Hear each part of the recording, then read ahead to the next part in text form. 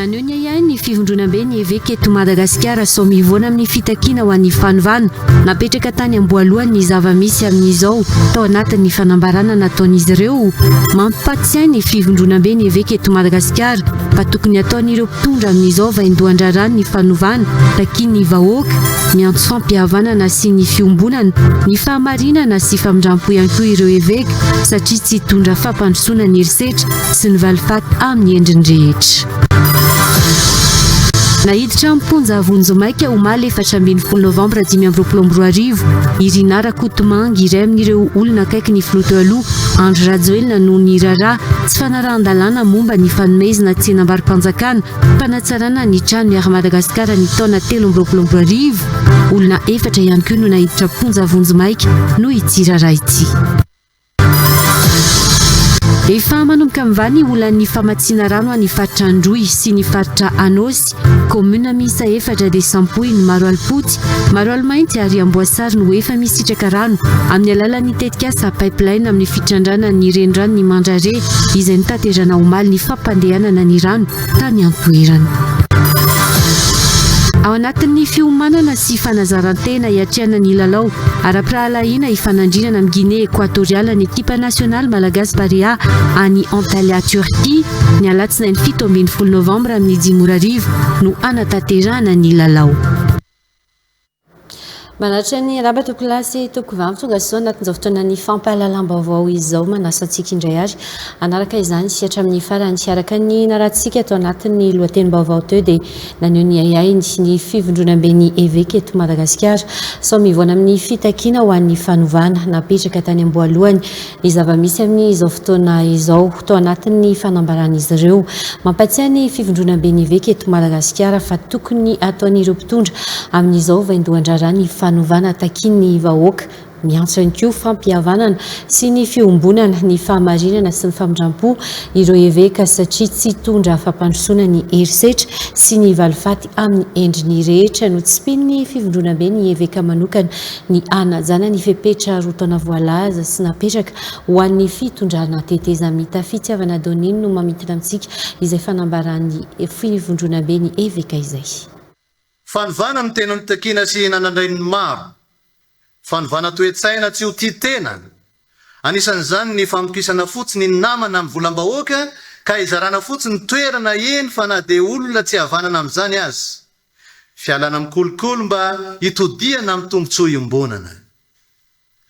Mitranga sady anefa ny aiay fandramivoana amin'ireo zavatra amin'ny takian'ny tanora sy ny vahoaka ny fizotrany zava-misy ankehitriny eto amin'ny firenena. Aina iverina ireo olona efa teo sy ny fomba taloha nandetika ny fiainam-pirenena indrindra eo amin'ny sehatra politika sy ny toe-karena.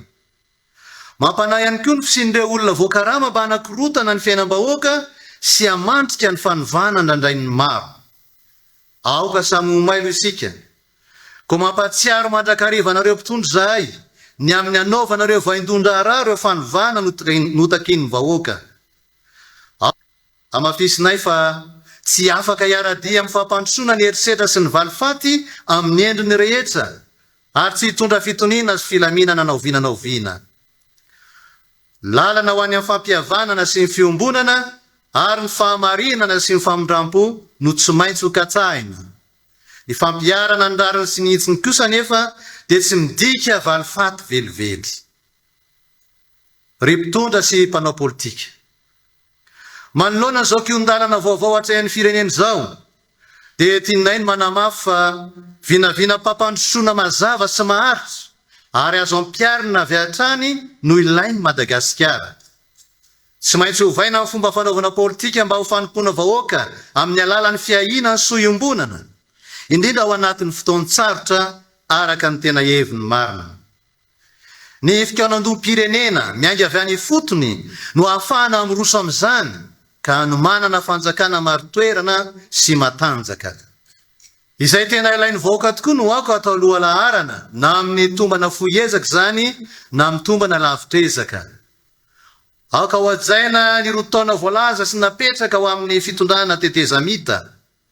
Lesoka teo amin'ny fampandrosoanan'i Madagasikara hatramin'izay ny tsy fahaizana amin'ny fampiaino sy ny fampatoky ka aoka isika samy ho tonga saina amin'izany.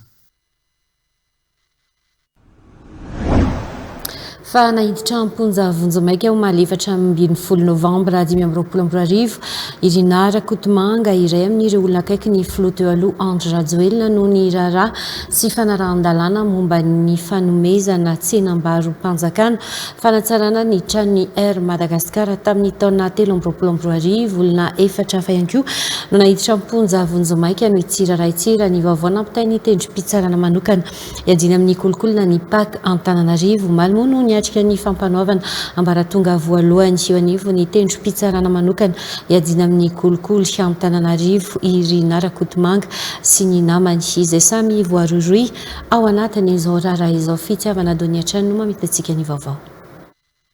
Voasambotra tany Tomasina ny herinandro lasa teo irinara kotomanga sy ny namany ny 10 novambra 14 novambra 2024 kosa dia natotra ny Bianco tao amin'ny fampanaovana ambaratonga voalohany tao amin'ny tendrom-pitsarana manokana iadina amin'ny kolokolo Antananarivo Irakotomanga Ajanirina Rina sy ny namany izay voaroiroy amin'ny raharaha Madagascar Airlines sy ny orinasa Pro Béton Sarlu mikasika ny tsenam-barom-panjakana ho fanatsarana ny tranon'ny Air Madagascar ao Tomasina izay mitentina 720 sy sivihetsy sy 740 tapitrisa ariary tamin'ny volana Jolay 2024 toy ny fitorohana voarain'ny Biro Maleotera miady amin'ny kolikoly ny 12 Desambra 2024 ity raharaha ity hoy ny PAK Antananarivo. Marina fa nahitana sy fanaran-dalàna maro ny fomba nazon'ny orinasa Pro Béton Sarlu izany tsenam-barom-panjakana izany betrany ny tatitry ny PAK Antananarivo na misahena no voaroiroy amin'ity raharaha ity ka nentina niatrika ny fampanoavana mieloka fanomezana tombondainy fifanilana tombotsoa osika sy fampiasana osika fanodikodianam-bola-panjakana famotsim-bola ary firaisana tsikombakomba amin'izany no anenjena azy ireo hoy hatrany ny PAK. Taoriany ny fisehoana voalohany teo anivo ny mpitsara mpanao famotorana dia misy 5 no nahiditra amponja vonjomaika eny an-tanimora iray kosa no nomena fahafahana vonjomaika ambany fanaraha-maso ny fitsarana mitohy ny famotorana mikasika ity raharaha ity hatrany ny PAK Antananarivo araka ny fanambarany ofisialy androany.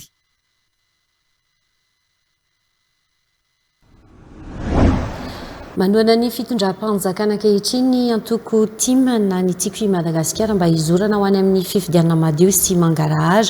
Ho fitatra ihany koa ny antoko tima ho ireo mpitarika ity antoko ity ny ona tamin'ny vahoaka tao Tanambe amparafaravola sy Ambatondrazaka ny filoha mpanorona ny antoko TQ Madagasikara Marc Ravalomanana sy ny filoha lefitry ny antenera-pirenena Fidèle Razarapiera Santatra Diamondra TV+ Ambatondrazaka no mitaritra ny vaovao. Engavy ny fotony ny fanovana mba tsy verenan'ny lesoko izay nasimba ny firenena teo aloha hoy ny filoha lefitry ny antenimera-pirenena tao faritany Tomasina Fidèle Razarapiera.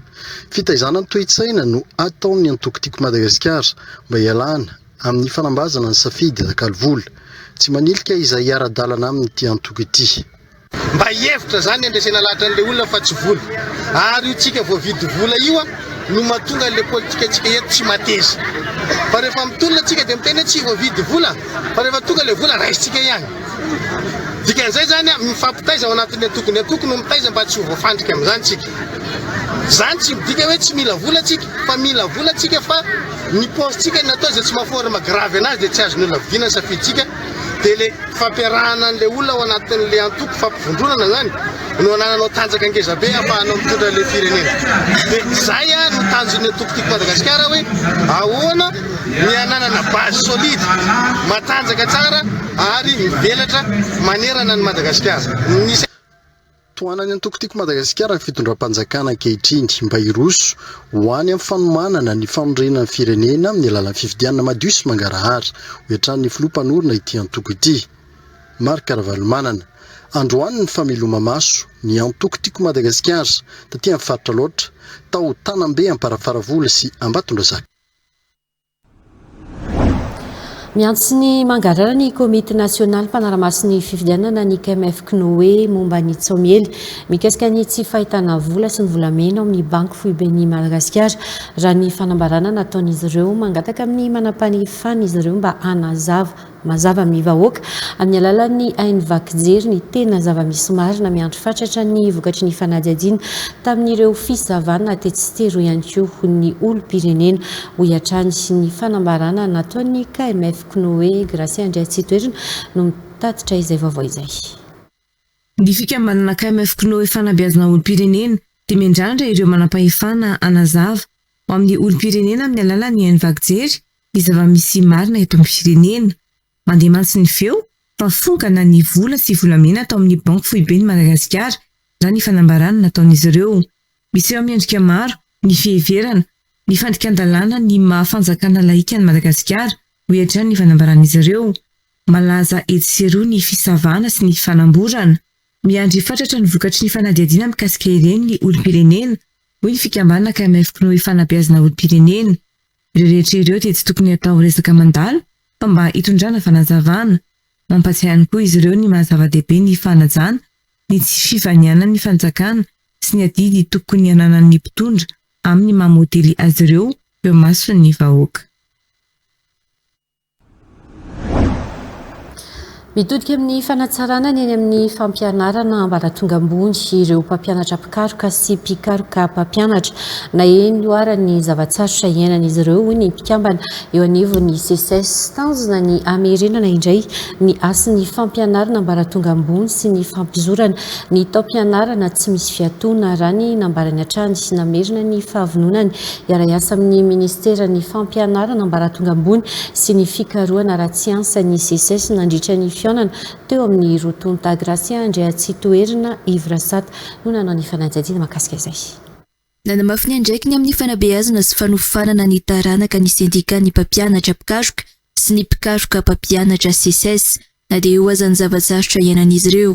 Nanamafy ireo mpampianatra mpikaroka sy ny mpikaroka mpampianatra fa manana didy anabe sy anatsara ry indrindra ampiofana ny taranaka. Amerenana ihany koa ny mahazava-dehibe ny fiombolana ao anatin'ny fanarenana ka iaraha manao sy iaraha misalahy amin'ny androm-panjakana misy, iaraha manatanteraka amin'ny mpiara-miasa rehetra eto anivon'ny ministera amin'ny maha-mpiara-miombonantoka ny syndika sy ny ministera izany. Mitodika amin'ny fanatsarana ny rafitra sy ny tontolo ny fampianarana ambony, ny fiara-miasa ny CSS sy ny ministera ny fampianarana ambony sy ny fikarohana ara-tsiansa. Tanjona ny amerinana ny asy ny fampianarana ambony ho rearian'ny vahoaka malagasy, ny fanamafisana ny fiombonana sy ny fifampitokisana eo amin'ny ministera sy ny CSS, ny fanatsarana ny andinindininy amin'ny fandraisana mpampianatra ho fanatsarana ny kalitao ny fampianarana ary indrindra ny fanatanterana ny taom-pianarana mirindra sy mahomby raha nambaran'ny CSS hatrany. Misy moa ny fiaonana teo amin'ny ministra ny fampianarana ambony sy ny fikarohana ara-tsiansa sy ny CSS ao malalaka misy. Niverina nisokatra indray ny fitrandrana eladrano ao Sakasoa anatin'ny distrikan'ny Akora rehefa nikatona no ny disadisa nisy tany an-toerana no fanana ny fandaovana ilay vola 700 ariary isaky ny mpanangom-bokatra ary tsy misy afa-tsy ireo fikambanana manana fahazondalana ara-dalàna ihany sisa no afaka mitrandraka eladrano mika ao amin'ny tsy toeram-pitrandrana ity manomboka izao hanamafisana ny fampanarahan-dalàna sy soroana ireo fifanololana tahaka nisy teo aloha no nandraisan'ny FEPETU ny fanazavana ratsika avy hatrany ary ny fanadihadiana. 7 Novambra lasa teo nanakatonana ity toeram-pitrandrana eladrano eto Sakasoa ao anatin'ny distrikan'ny Akora fatra Iorombe vokatry ny fitokonana nataon'ireo mpanangom-bokatra rehefa nisy ny fitakiana ny tamberim-bidy tamin'izy ireo no ny asa ataony. Taorian'ny fifampiresahana maro lafy nisy ny noty navoaka ny ministera ny arenan'ny kibon'ny tany ny anofana ny toeram-pitrandrana miaraka amin'ny tsy maintsy anarana ireo fepetra vaovao napetraka. Dia foanana ny gaboraraka fa atao ny ara-dalàna ny fitrandrana ny kao Sakasoa manomboko izao. Ka ny olona ao anatin'ny fikambanana manana zone de cadrement ihany no afaka mitrandraka sy mividy mikao Sakasoa. Ireo rehetra izay tsy ao anatin'ny fikambanana manana zone de cadrement ka menia sy anaraka na hanao mboletra ka andika lalàna misy faraisana fepetra mangataka ny MC Largy mba handray fepetra amin'ireo tsy manara-dalàna. Hatreto tsy misy afa-tsy fikambanana misy roa ihany no nahazo fahazondalana ara-dalàna hitrandraka eladrano eto Sakasoa anamafy ny fampanarahan-dalàna ireo fikambanana ireo ny fanazavana. Ka mitotaly ho 304 ny fitambarany isan'ny mpitrandraka izay ivondronan'ny Sakasoa 1 sy Sakasoa 2 manomboka izao dia ny olona ao anatin'ny fikambanana roa irery ihany no afaka mitrandraka sy mitatitra ny vokatra rehetra avy ao Sakasoa satria atao manaraka ny lalàna velona sy mifehy ny arenak'ibony tany misy eto.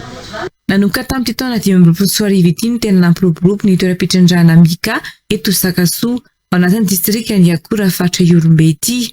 Fiarabe mazaka 10 taona manodidina ny 40 isa isan'andro no mivoaka eto amin'ity toeram-pitrandrahana Mika ity ary mitatra izany any Iosy.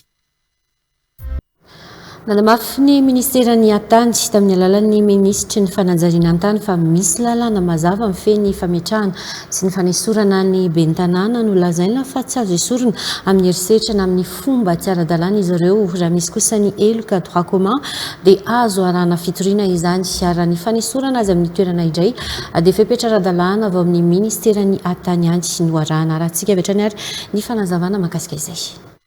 Ministre ny intérieur moa ny ho an'ny hiatrika an'ireny bentanàna ireny fa tamin'ny ora farany izy raikitra ka misy teny zany nampitondrainy. Ny teny nampitondrainy ministre ny intérieur dia ny bentanàna misy lalàna nametrahana ny bentanàna teo amin'ny toerana. Dia misy koa ny lalàna zay afahana manala ny bentanàna amin'ny toerana fa tsy esorina tsotsotra zany kosa tsy misakana ny famanjerana ny bentanàna amin'ny heloka zay vitany.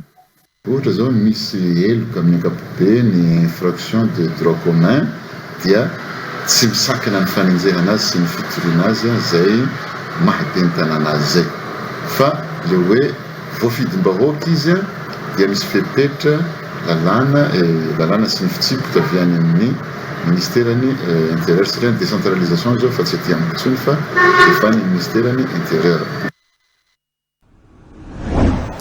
Efa tsy paso amin'ny commune Betsinjaka distrikan'ny Toliara faharoa faritra atsimo andrefana intsony ireo andian'olona nanao fihetsiketsehana nitaky ny karaman'izy ireo sy volana raha ny fanazavana nanambara ireo mpiasa tranainy mbola amperinasa fa 7,4 alina ariary sy sanoto amin'ny kitapom-bolan'ny commune nandritra ny 20 taona niasan'ny bentanàna teo aloha Ivan Mandro Soa amin'ny TV+ Toliara. Nanao fihetsiketsehana nitaky karama 7 volana reto milaza fa mpiasan'ny commune Betsinjaka ny alarobia 20 novambra 2024 lasa teo. Nanambara ireto mpiasa tranainy ato amin'ny commune fa fambolena korontana ny hetsika toa ireny. Ko ankehitriny zao tompo manao filazana eto zahay vahoaka ny Betsinjaka sy ny personnel mpiasa vaovao tarihina Andriamatoa Ratovonandrasana izay meran'olona ny vahoaka ny Betsinjaka. Zahay tsy manenka ny fampikorontanana ny olombitsy izay milaza azy ho mpiasa ny kominy andian'olo manahaka an'ireny dia heverinay olo hanakorontana reny ary mbola mpahafantarana eto amin'ny masoandro androany fa raha fa natao ny passation teto tamin'ny fahalaniany Ratovonandrasana ty vola kitapom-bola ny kominy ny tratsy tamin'ny kominy Toyato royale sy 7,000 royale sy 7,000 izay ny passation nataony mera betaloha sy mera vaovao nandritra ny 20 tao zay royale sy 7,000 ny drala vitany Ratovonandrasana sonia natao passation taminy ka tsy haiko na iny royale sy 7,000 ro takey olo vitsivitsy olo rey satria olo rey ma olo ny ty fahafantarana azy fa laha iny royale sy 7,000 ro ilay areo tsy zay ro hialia fa laha communauté teo korotana azafady tompoko fa tsy mila koronta fa matoa zahay nitaky fanavaozana nandritra ny 20 tao zay mila mera vaovao izay merano laninay izay merano fidinay. Misy amin'ireny andian'olona ireny no mpanaradia ny bentanàna teo aloha izay efa tsy nandray asa intsony hiatrany reto mpiasa tranainy. Fa tsy misy mpiasa vaovao tigny boky tigny boky enregistrement nay isaky miasa zahay mizay anaty boky Toyato ro mpiasan'ny kominy fa tsy ty olo milaza azy ho kominy hanorota ro ilaza hoe ire ro mpiasan'ny kominy koa miangavy an'ireny olo reny mba hihemotsy ary mba hamoana ny hevi-dratsy ao an-tsainy fa mila fiovana ny vahoaka ny Betsinjaka, mila fanavaozana ny vahoaka ny Betsinjaka, fa tsy mila fampikorontanana intsony. Jerevonareo zao kominy zao tsy raha nanahaka an'izao, mamirapiratra lafa niavy eto ty raha tovinandrasana. Ka laha takeny ze raha ho takeny, nahatonga ny mera teo taloha sy trésorier ny gadrany e, ka iny tokony ho fantaireo zany nanino moa olo reny gadrao. Nihinam-bola ty fahalalana iazy, nanapoty communauté ty fahalalana iazy, ka ngao take yareo mindrarakoto ampirizo ao ty drala yareo no amy trésorier iazy, fa tsy merandrasana vaovao ro itakeny ty dralany. Ambarako eto zany masoandroandroany ary tsy enkena mihitsy, ary toherina yankitsirano na ino kidola na ino kihatra. Ozana antsika indray zao ny resabe.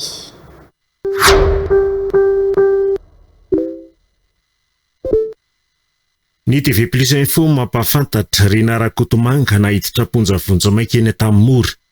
Taorian'ny fanadihadiana nataon'ny Bianco sy ny Paky dia nampidirina ponjavonja maika eny Tanimory Rina Rakotomanga sy ny namany Jery.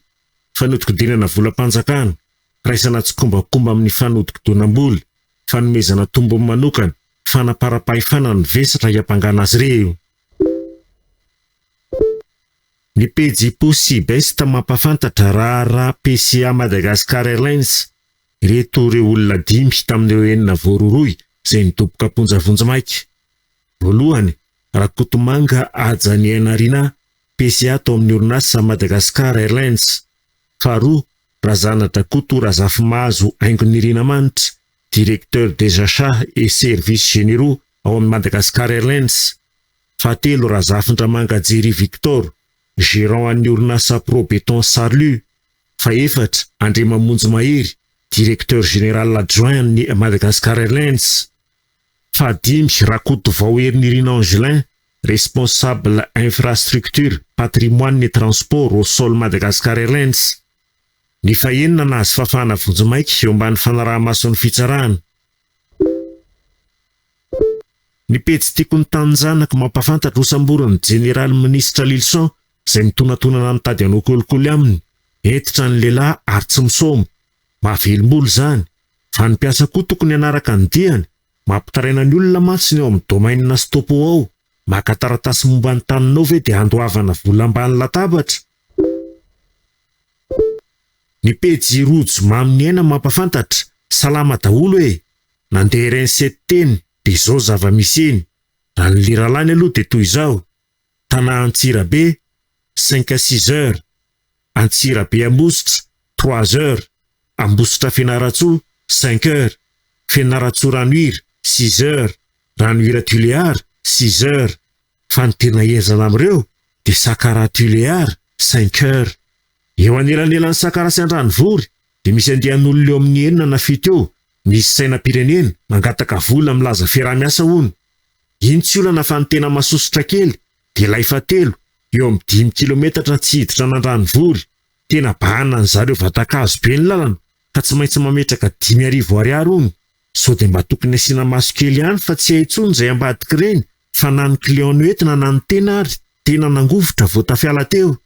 Tsy afaka nakasary mihitsy moa zao fa natahotra tsy namoaka ninninina mihitsy. Amin'io ianao rehefa mijanona tonga dia izy 5 na 7 tangorona mijerijery anaty fiaranao. Mba mangataka izay tompona ndraikitra mba hijery akaiky an'izay, maka sitraka. Ny pejy 24 heures madame mampafantatra rokady, olona 3 nivoatona ny fiara ary nitsoaka ilay mpandona. Matety pitranga ny takizay ka noho izany dia mitokona mba ho fangatahana ny amirenana ny casseur de vitesse ny mponina eny an-toerana. Mangataka izay averina ilay casseur de vitesse fa mijaly be ilay mponina miampita eto satria izay mandona dia mitsoaka dia izay izany sady maratra no mitsabo teny. Ny pejy Fédération Malagasy de Bodybuilding mampafantatra misaotra an'Andriamanitra fa champion du monde Madagascar. Merci Rado nampiakatra ny avy ny firenena.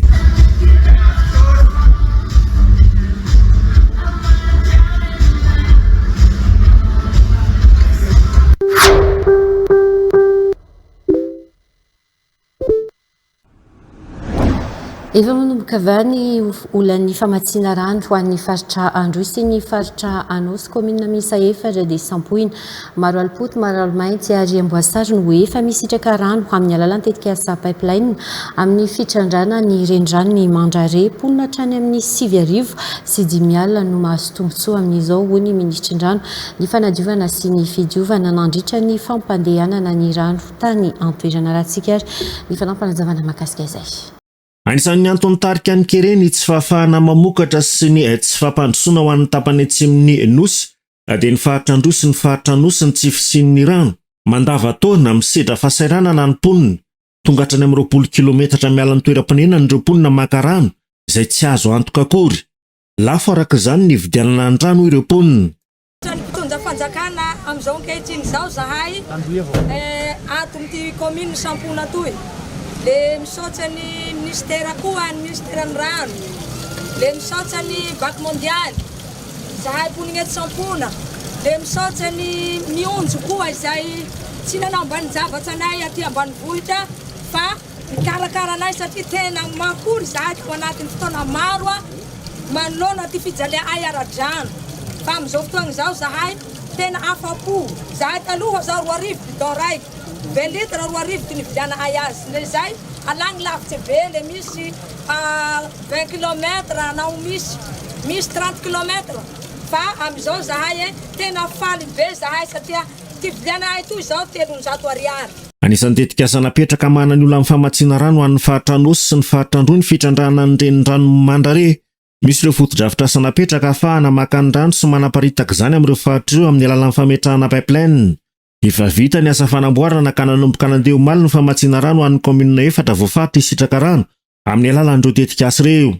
Ny tanjona moa zany araka ny fampiresahana tamin'ny Andriamatoa filohan'ny fanavozana republika sy Andriamatoa premier ministre dia andefa ny rano isika. Tonga eto amin'ny faritra zany ny rano faritra Androy Anosy amin'ny commune efatra Sampona, Amboasary, Maroaripoti, Mararimaity 8:05 alina eo nisan'ny ireo olona misitraka ny rano.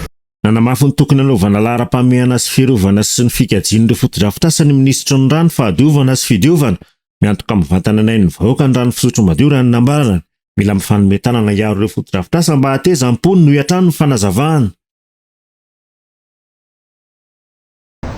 Nafana ny fandraisana sy ny fitsenana ny ministra ny fanabeazam-pirenena tao Mananjary zanaky ny faritra Vatovavy ny ministra amin'izao fotoana izao Antriniaina Elise Karina nisy ihany moa ny fitsofandrano azy sy nandritra ny fahatongavany tany antoerana nampafantatra ireo olon'ny fanabeazana atao anatin'ny faritra ireo tompon'andraikitra nandritra izao fitsidiany ny ministra ny fanabeazam-pirenena izao efa nitondra vahaolana sady ihany moa ny ministra nandritra ny fandalovany tao Mananjary. Plus Mananjary.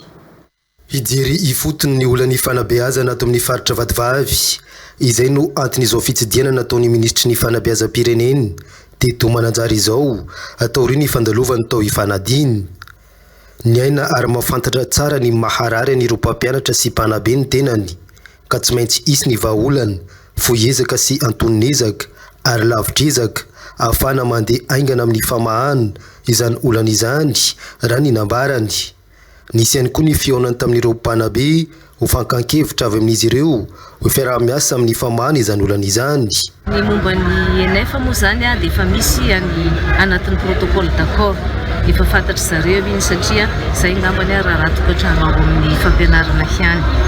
Dia ny momba ny fotodrafitra asa indrindrandrindra mijery maso zay fa tsy mihainy fotsiny dia mitefa tena potika tokoa eo moa potika ny cyclone eo koa ny potika ny fanterany bâtiment dia zay zany tena nidinana hijery fotony dia hiezaka hametraka laharam-pahamehana momba ny fanarenana an'izay sekoly zay rana hiezaka amin'ny mpampianatra ihany koa satria zareo indraindray dia miara-miasa amin'ny ray aman-dren'ny mpianatra dia misy karazana sekoly zay dia atao hoe misy ny foezaka dia misy ny antonezaka ary misy ny lavitrezaka.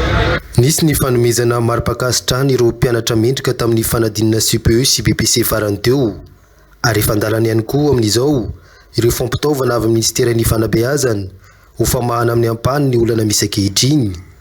Ity no fitsidiana voalohany nataony teto Mananjary taoriny navoatendry azy io ministra izao.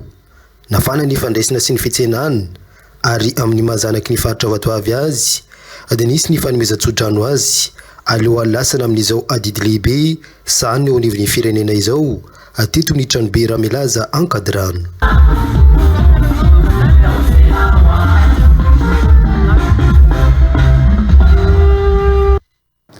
Mihoatra ny iraika amin'ny fitopolo isanjato ny fandrosoan'ny asa fanotarana ny seranan-tsambo ny Toamasina amin'izao azo ampiasaina ny taona 2024 ny ampany amin'ireo fotodrafitrasa raha ny tomba nananentana ireo mpandrarah mampiasa ny seranana ny minisitry ny fitaterana sy ny famantarana ny toetry ny andro Iomana Sahady amin'ny fampiroboroboana ny tanàna ny Toamasina ho fohy be paritry ny fifamoivoizan'ny sambo ho fototra lehibe ho an'ny fampandrosoana ny Madagasikara. Eliza Hermanina.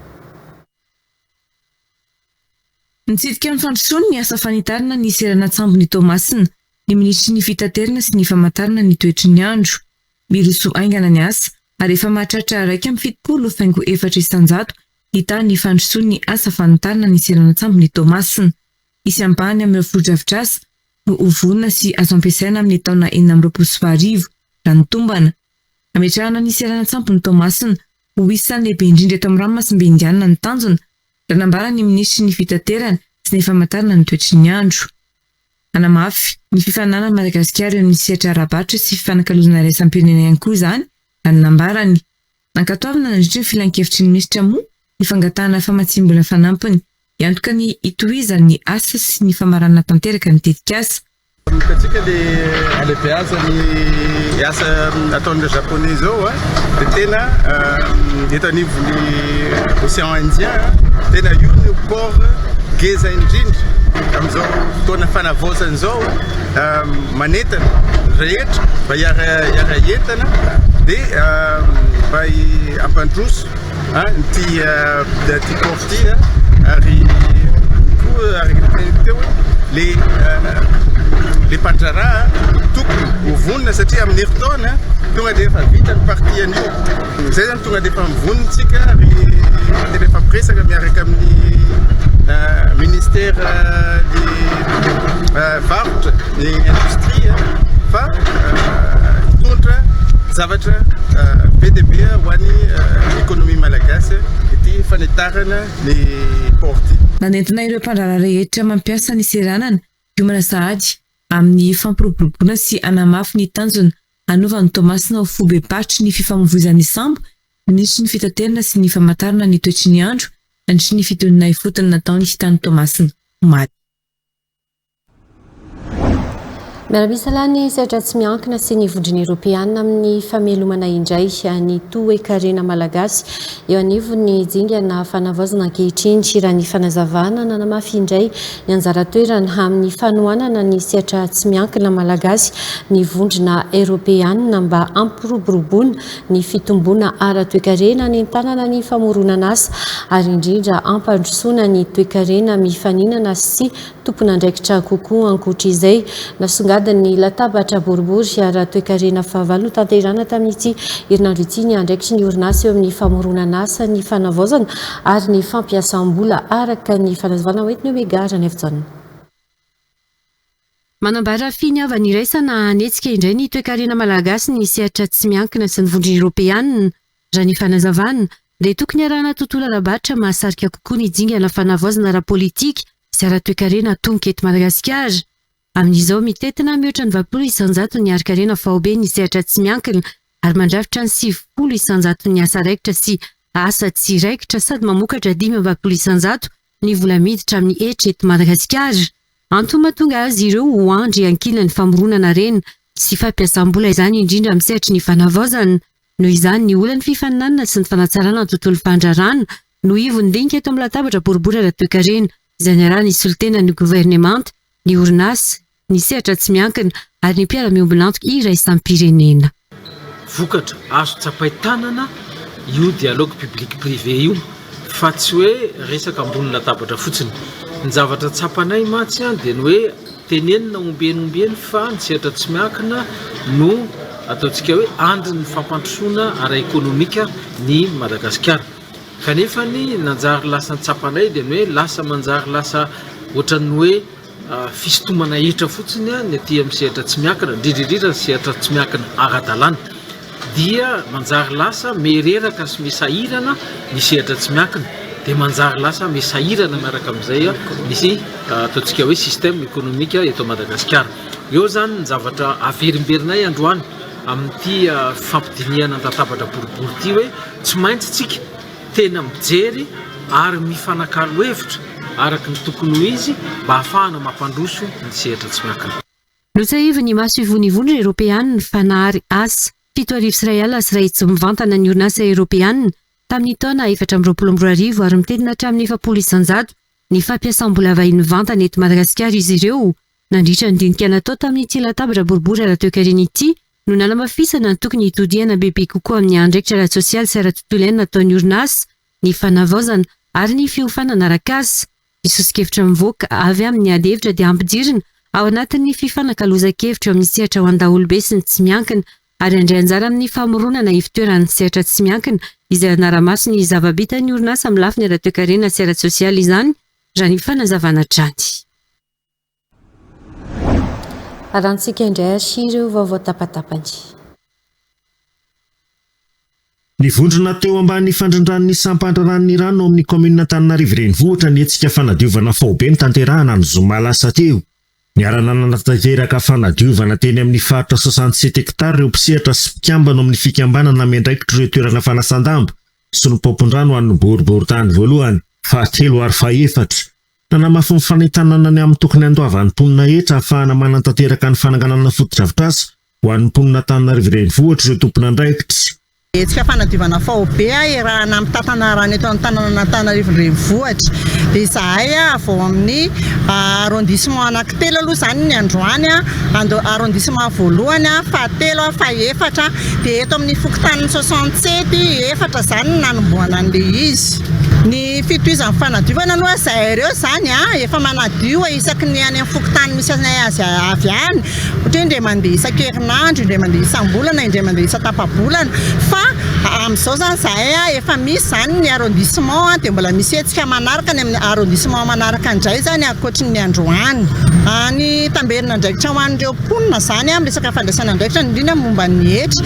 Eny tokoa tena tokony ho an'ny olom-pirenena tokoa mandray tanana amin'izany atao hoe hetra zany dia tokony mandohetra tokoa ny mponina.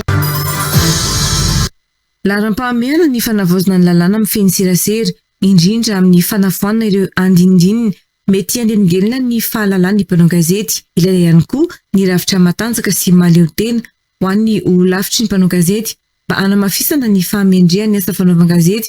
Hoy Rakotomalala Faly Maefanirina, voatendry hotale jeneralin'ny serasera vaovao, nandritry ny famindram-pitantanana sy fahefana no tanterahana omaly.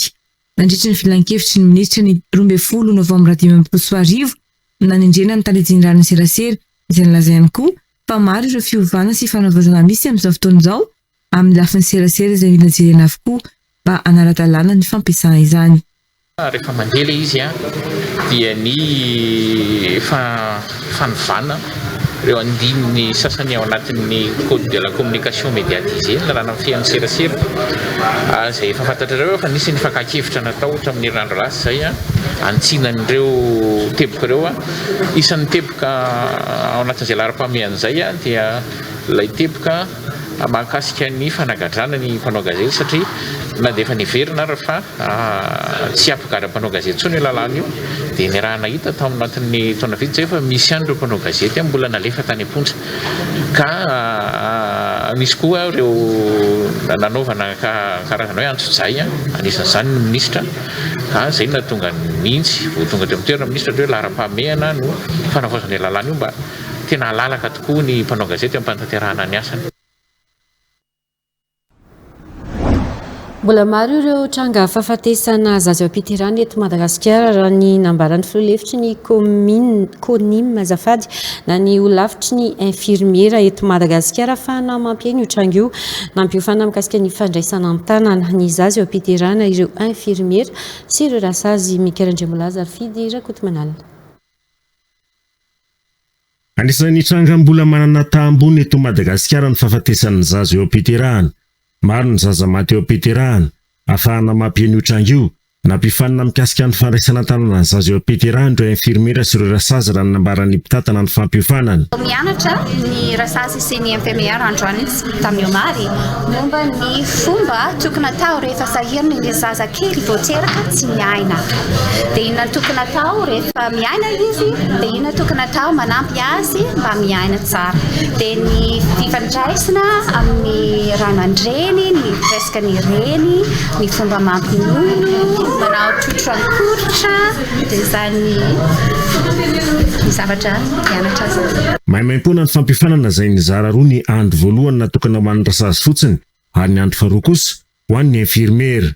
Maimaimpona izy ity ary izany indrindra koa no tena nampirisika be hoe tsy voatery izy vola aloha kanefa misy zavatra tsara ho an'ny infirmier sy ny sage-femme ny tena tombony mitombo ny fahalalana aloha voalohany indrindra ary raha nitazantsika teo dia tsy misy fitaovana be hoe raitra dia raitra na tsy maintsy hoe lafo be fa ny ankabeazan'ireo fitaovan'ireo dia hita eto Madagasikara amin'ny vidiny mirary.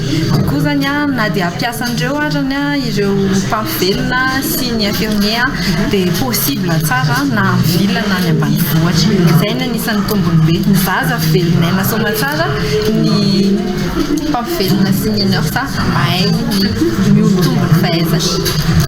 Eo nahazo fifanana teto amin'ny fohy be kosa no anaparitaka ny fampiofanana any amin'ny faritra raha nambaran'ny lafitra ny infirmiera eto Madagasikara. Ny tombony amin'ny fisian'ny fifanana sala amin'izao dia fanatsarana ny kalitao ny fahaiza-manao ny infirmiera sy ny rasazy aloha voalohany indrindra. Dia ny faharoa tena tombony goavana be dia ny fanatsarana ny kalitao ny tolotra omena ny mpisitraka ny avatenay izany hoe ny tsy salama zany. Ho an'ny pejy fanatanjahantena kosa indray dia ao anaty fiomanana ny fanazarantena hiatrehana ny lalao ara-piralahiana ifanandrinana amin'ny Guinée Équatoriale ny équipe nationale malagasy Baré any Antalya Turquie ny alatsinainy 17 Novambra amin'ny 5 ora hariva no anatanterahana ity lalao ity. Vonatra ny anarina ireo lesoka teo aloha sy anatsara ny lalao ireo mpilalao sy ny mpanazatra ary ny staff teknika manandanjatra ity lalao ity indrindra eo amin'ny filaharany FIFA mba ho voninahitry ny firenena ho ny tanivo ny FMF fanentena io izy Belara ndray mazava mitatra antsika ny makasika izay.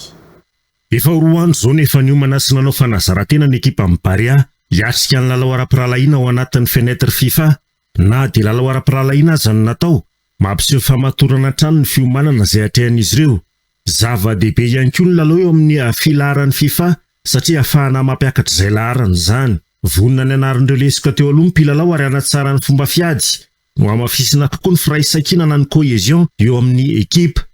Après, je pense que c'est la même chose pour tout le monde. On va se donner à fond, apprendre de nos erreurs du dernier match contre le Mali, parce que tout n'est pas à jeter, et tout faire pour gagner, même si c'est un match amical. On va reprendre ce qu'on a fait de bien sur la campagne de Coupe du Monde, parce qu'on a quand même réussi à finir deuxième devant le Mali, qui est une meilleure nation du classement FIFA. Et là, on est en train de créer un groupe, du coup c'est positif. On a échoué au qualif de la CAN précédente. Mais voilà, ça fait partie de la leçon, ça fait partie du chemin. Du coup, on va repartir avec le même état d'esprit. Et là, on sent vraiment qu'un groupe s'est formé. Et voilà, on va tout donner. Bon, la cohésion, elle est très bien. Quand on représente notre pays, c'est différent que lorsque tu joues en club. Parce que là, on est vraiment une famille, on rigole, on travaille dur. Mais l'ambiance, elle est bonne. Et quand il y a une bonne ambiance, ça crée des automatismes en dehors du terrain et aussi sur le terrain. Mpilalao efatra ny tsy afaka anatrika ny lalao dia Ella Darira Herniaina, Andy Pelmar, Njiva Rakotoary Malala ary Warren Kade ka efa nisoloan'ny Fenoasina Razafy Maro, Tony Randriamanampisoa ary Mamso Rakotson. Zava-dehibe ny fiomanana ao anatin'ilay lalao na dia ara-piralahiana azy, hoy Fenoasina. Fenetre FIFA aloha misy importance foana au niveau ny classement FIFA le izy satria tena miditra anatin'le izy hoe classement FIFA dia mba izana foana mba na dia hoe match amical zany fa tsy atao ambani-javatra fa miezaka foana satria firenena iarovana io. Barea zany miaro firenena, miaro Madagasikara dia miezana foana. Tsara ny fanomanana ka satria efa mba nisy 2 jours niaraka aloha zay hatreto ensemble zany zay rehetrarehetra 2 jours ensemble dia mandeha tsara miezaka manaraka ny taktikany coach ko hita zao mba fanatsarana mba hoe mba tokony anaraka ny ino filazana tsy hoe règlement FIFA fa mba ohatra hoe équipe rehetrarehetra zao presque hoe 2 match daholo amty ana FIFA ty dia mba tsara zany mba hoe indrena zany hoe mahatratra hoe 2 match isaky regroupement mba ezana zany za hitako hoe fanatsarana mba ezana na tratrarana an'le izy zao zany tsika efa hitantsika fa mahatsara ihany ataontsika ty amty préparation ty Ratsaivina laharana fahinana ambizato ny misy an'i Madagasikara eo amin'ny classement FIFA ary fahatelo amby roapolo eto Afrika. Manandanja noho izany ny fandresena ho amin'ny lalao ataony alatsinainy izao eo amin'ilay classement FIFA. Fanosika fa ny Regina's Company tamin'ny fomba ofisialy tamin'ny ity sabotsy 20 novambra ity ny Maison de l'Esthétique etsy Antanimora toerana fampiofanana ho an'ireo maniry te hisehatra anatin'ny fikarakarana ny endrika amam-bika izay azona sertifika ny Sotis Paris. Manana ny mampiavaka azy ny Maison de l'Esthétique afaka mahazo fafinaretana tsara ireo mpanjifa amin'ny kalitao sy ny fandraisana eo ihany koa ny fikarakarana zay atolotra izy ireo fanirso rakotony irina sy iady Andriasalama nanantsika izay fanadidina izay. Androany moa zany dia fotoana iray natokany Regina's Company anaovana pré-ouverture ny Maison de l'Esthétique. Ny Maison de l'Esthétique moa dia toerana anankiray ahitantsika ny centre d'information. Centre d'information izy io izay anofanana ireo olona maniry te hisehatra ao anatin'ny soins de visage sy ny soins du corps izay azahoana ny certificat d'état sy ny certificat ny Sotis Paris ary koa ho anareo partenaire surtout ahafahanay manaramaso sy mampitombotra kefa ireo mpiara-miasa tsirairay avy any anaty institut. Ny tena mampiavaka an'ity toerana ato amin'ny la Maison de l'Esthétique sy ny la boutique ty dia ny atsapan'ireo mpanjifa tsirairay avy ny fafinaretana ao anatin'ny 5 sens zany hoe ny goût, ny toucher, ny ouïe, ny vue izay atsapan'izy ireo rehetra zany ny luxurie sy ny prestige ny marque ny Sotis que ce soit en odeur, en goût, ranidité sy ny café au toucher, au amin'ny massage, au amin'ny texture ny produit zany hoe toerana anankiray zany tena hoe ho ampisehovanay ny prestige ny marque mba ho présente amin'ireo mpanjifa sy indrindra ampitomboinay ny confiance an'ireo mpiara-miasa aminay eto Madagasikara. Ity toerana ity zany dia toerana andraisan'ireo client haut de gamme izay atsapan'izy ireo ny art de soin à la française izay mipetraka eto Madagasikara. Manomboka izao zany dia misokatra ho an'ny grand public ny latsinainy ho avy izao ny Maison de l'Esthétique na ho anareo izay te hianatra handalina ny soins de visage sy ny soins du corps na ho atsika izay te hanandrana ny produit Sotis anao vente efa vononao koa ny carte cadeau ny coffret Noël izay fa atsika manolotra ho an'ireo olona akaiky antsika sy ny olona tiatsika. Andeha rahantsika mahafantatra indray ny voambolana ho amin'ity sabotsy ity.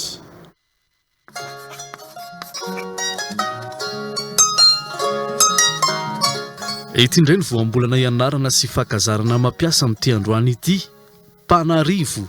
Ny hoe panarivo amin'ny malagasy dia entina ilazana olona sokajiana ho mpanan-karembe na eo amin'ny firenena na eo amin'ny fiarahamonina.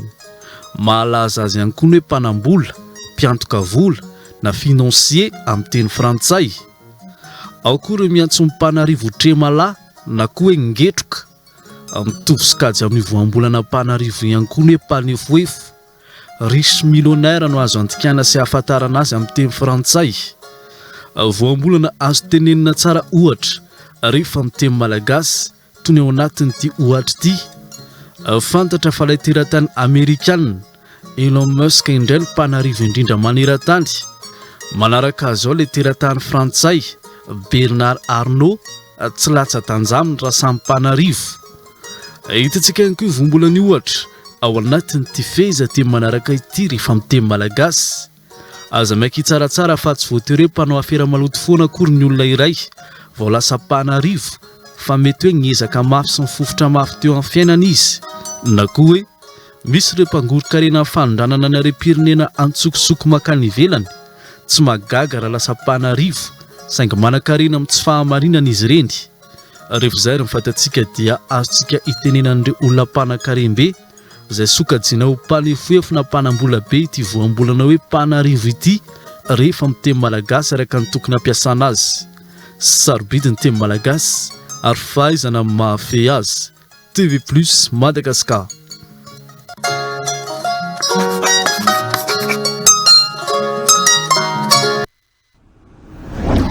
Ny voambolana ihany koa no antsika mamarana ny tapany voalohany amin'izao fampahalalam-baovao izao izay nikasitrana antsika nanaraka izany siatra amin'ny farany rehefa sabotsy moa no anarantsika ny fandarana aty aminay amin'ny tapany faharoa amin'ny fampahalalam-baovao izay anasanantsika hatrany tsy anaraka izany izay kosa dia mametraka ny mandra-piona ho amin'ny manaraka indray veloma tompoko.